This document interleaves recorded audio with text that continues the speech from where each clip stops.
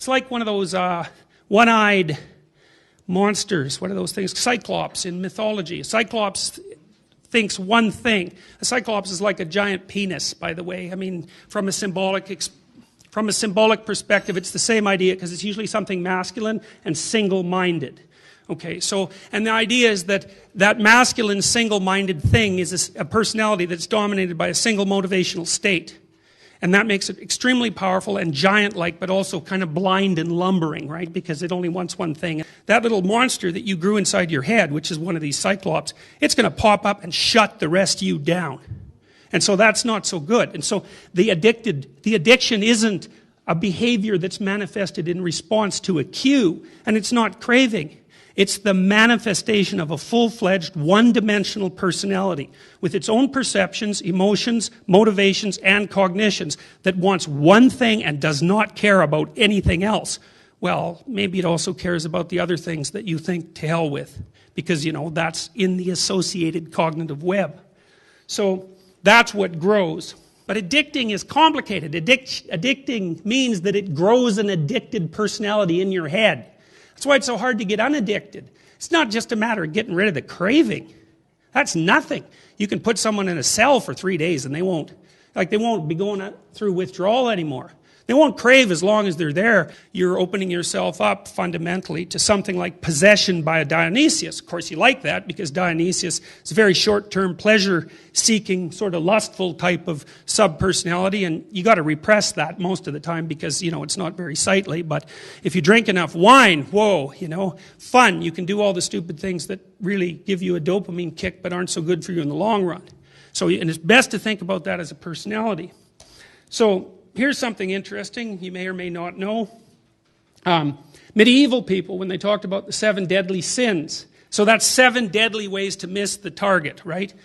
They personified each of the sins, which I love because it's so sophisticated. It's far more sophisticated than the way we conceptualize mental disease, because we think of the brain as a subset of something like robotic cognitive circuits. It's like, no, wrong. You're a collection of personalities, sub-personalities, loosely ruled by you. But all those sub-personalities, those are bloody powerful forces. And they're not just cognitive circuits. They have their own viewpoint. And I really mean that. Like, they see the world a particular way, which is the way you see the world when you want to have sex, or when you're hungry, or when you're thirsty, or when you're angry, or when you want revenge, or whatever. Those are real things, and they're not little circuits. They're alive, and you can make them grow and dominate. So this is pride. Pride is the thing that makes you think you know everything. And it's associated with a descent into hell. That's good. That makes a lot of sense. When I get to the bottom of my clinical clients' pathology, and this is for people who are really suffering, there's usually, the things that I find at the bottom are usually one of two or both. One is pride. The people, especially the people who have something like personality disorder, they bloody well think that they can get away with tricks and that no one is smart enough to figure it out. And if they don't think that, a family member thinks it. And so it's appallingly arrogant. Appallingly.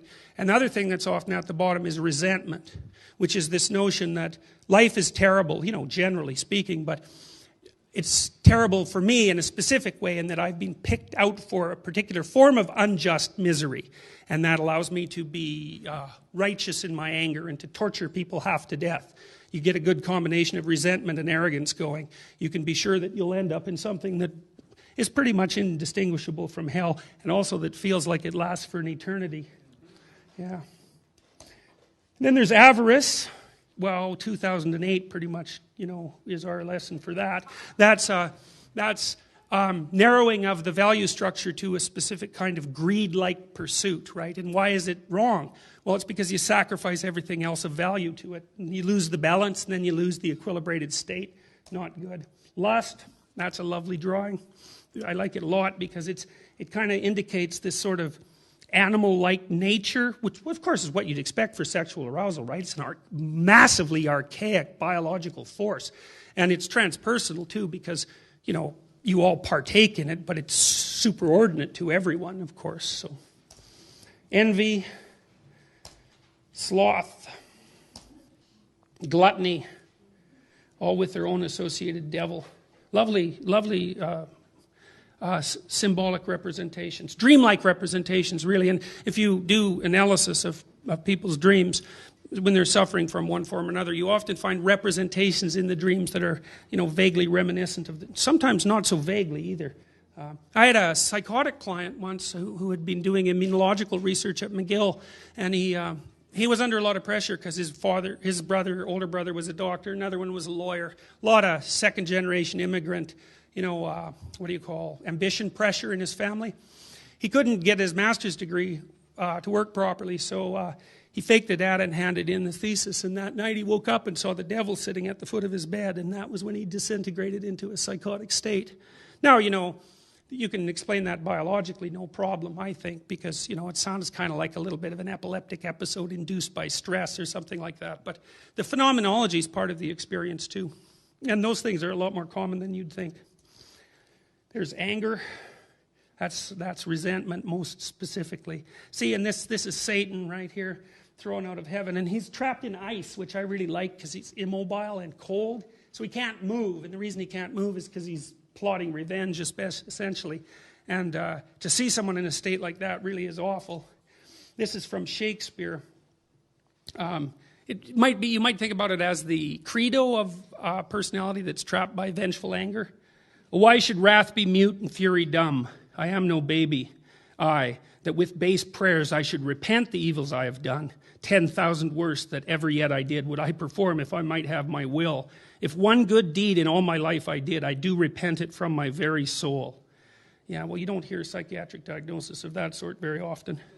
But you see it a lot more often than you'd think, because I see in my clients certainly suicidal impulses that are destructive beyond belief, but also equally frequently homicidal impulses, and generated for all sorts of reasons. Ugly situations. More on conception of mental health. Let's see here. What have I got for time?